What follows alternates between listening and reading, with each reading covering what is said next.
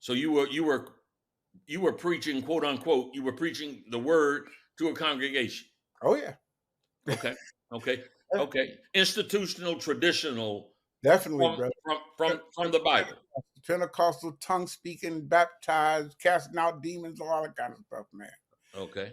Yeah. Okay. Okay. All Yeah. right. Okay. And so you were doing that, and then you went to this meeting of black men, and you heard someone say, "Let me let you please continue." I heard this brother say that the original virgin born Christ was Horus of Egypt.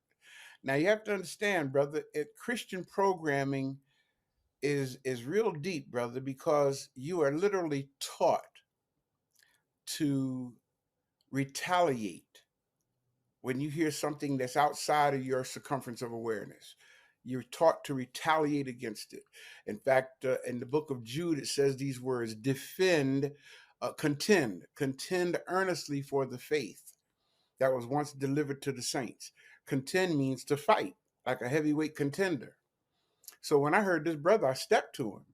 I said, "Excuse me, brother, what did you just say?" He said, "About what?" Because he wasn't talking to me, Yeah. right? He said, "About," I said, "You said something about Jesus' name being Horus." He said, "Yeah, the original virgin born Christ was Horus of Egypt." Brother, without allowing him to explain or anything, I just immediately lit into that brother, man. I said, "Satan, the Lord rebuke you. Hmm. The blood of Jesus is against you. You're an Hmm. evil one. You come to hinder, but I bind you in the name of," man. I went in on the brother. Yeah. And the other I brother mean, standing for around, your understanding, at that point, that was straight up blasphemy. straight up in fact, not only straight up blasphemy, brother, that was a satanic invasion. you Okay. know, Okay. to the room. The atmosphere was now satanic as far as I was concerned. All Yeah. these black men, brother, my brothers who look just like me, I now saw them as agents of the devil. Uh huh. And one of the brothers said, "Calm down, Rev, calm down." And I said, "All y'all are agents of the devil in here, and I can't be in this place. I have to leave." Yeah. Yeah. And I left, man.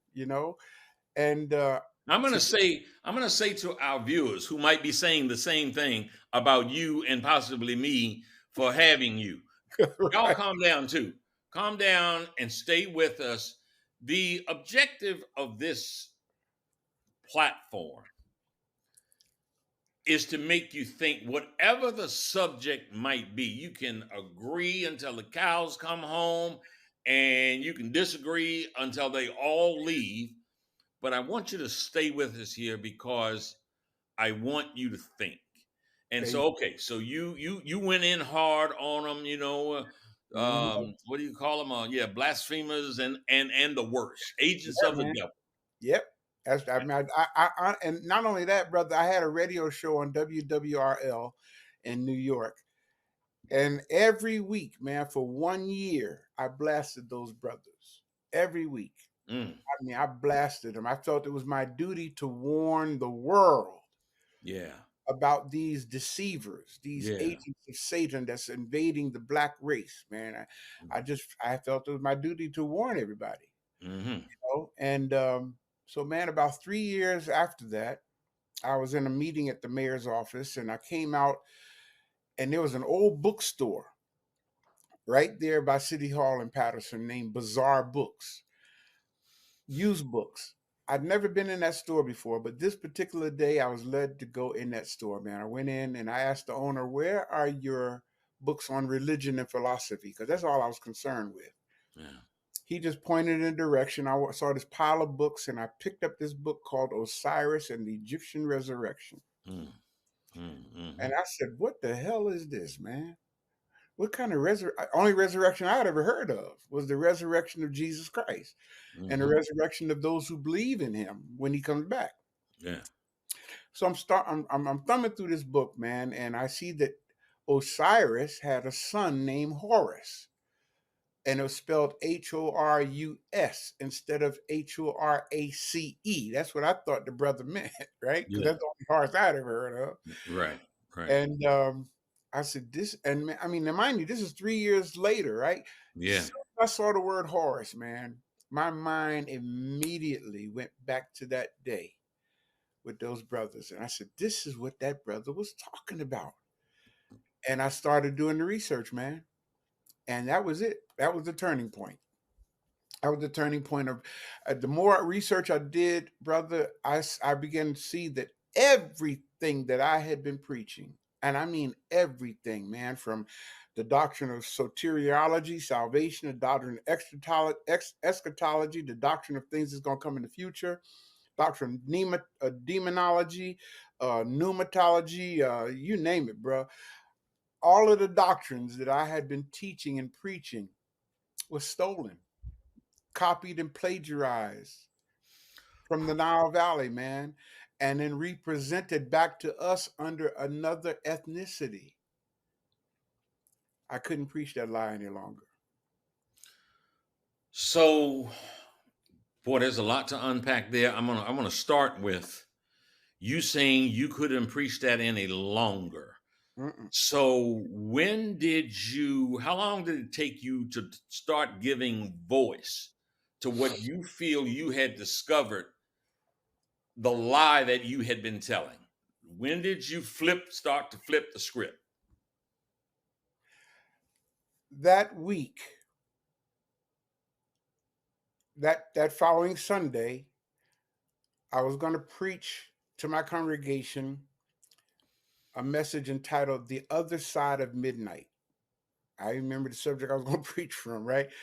And when I got up to preach, it was as though someone was standing behind my right shoulder and whispered in my ear, did people know God before Moses went up on the mountain? I told the congregation what had just happened to me. It didn't mean anything to them, but it meant everything to me because all of my theology began with Moses coming down off the mountain with these so called tablets of stone. Well, man, come to find out that the Bible actually says in the 7th chapter of Acts, and Moses was raised in all the wisdom of the Egyptians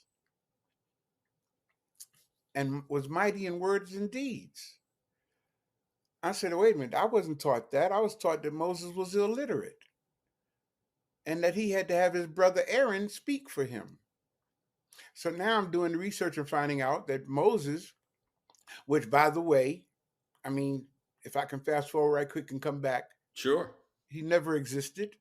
Okay, he's a biblical character. And not one person mentioned, okay, let me do this, man. I do this when I teach. Everybody listening, repeat this after me. The space inside this circle represents my realm of knowledge. All that I think I know about whatever I think I know is depicted right here inside this circle. I must keep in mind that there is more to know than what is within the circumference of my awareness. I start my teachings off like that, brother, because I know I'm going to say something that's going to be outside of people's circumference of awareness. And as I said, we've been taught, we've been trained to reject soon as we hear something that's outside of our circumference, just like I did those brothers, you know? So I'm about to make a statement that's going to hit people like a brick. But the statement is this: no one mentioned in the Bible ever historically existed. Woo!